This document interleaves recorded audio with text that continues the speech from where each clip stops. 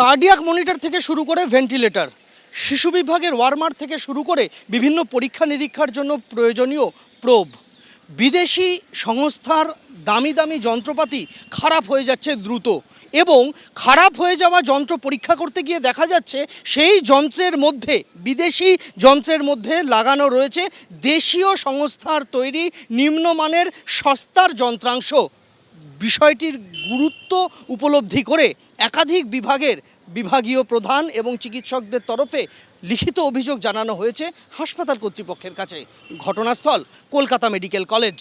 অভিযোগ, এই সমস্ত যন্ত্রাংশ রক্ষণাবেক্ষণের দায়িত্ব যাদের, সেই সংস্থা এই কারচুপি করছে।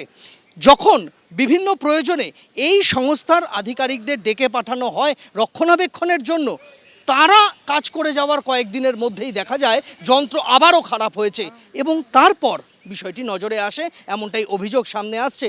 ঘটনার গুরুত্ব উপলব্ধি করে, অভিযোগের গুরুতর দিক উপলব্ধি করে হাসপাতাল কর্তৃপক্ষ নিজস্ব বিশেষজ্ঞদের দিয়ে যন্ত্র পরীক্ষা করান, আর তাতেই গোটা বিষয়টা স্পষ্ট হয় যে অভিযোগ ডাক্তারদের তরফ থেকে করা হয়েছে তা অনেকাংশে সঠিক।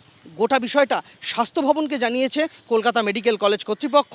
জানানো হয়েছে রক্ষণাবেক্ষণের দায়িত্বপ্রাপ্ত সংস্থার আধিকারিকদেরও কিভাবে দামি বিদেশি যন্ত্র এত দ্রুত খারাপ হয়ে যাচ্ছে, এবং যাদের দায়িত্ব রক্ষণাবেক্ষণ করার তাদের বিরুদ্ধে অভিযোগ উঠছে দামি বিদেশি যন্ত্রের যে যন্ত্রাংশ তা বদলে দিয়ে সস্তার স্থানীয় পার্টস লাগানোর। এই অভিযোগ তদন্ত করে দেখা হোক, এমনটাই কলকাতা মেডিকেল কলেজের তরফে জানানো হয়েছে সংশ্লিষ্ট সংস্থাকে, এবং হাসপাতাল কর্তৃপক্ষ নিজেরাও উচ্চ পর্যায়ের একটা তদন্ত কমিটি গঠন করেছে গোটা বিষয়টা আরও একবার খতিয়ে দেখার জন্য। তবে প্রাথমিক তদন্তে অভিযোগের সত্যতা মিলেছে, এমনটাই বক্তব্য হাসপাতাল কর্তৃপক্ষের।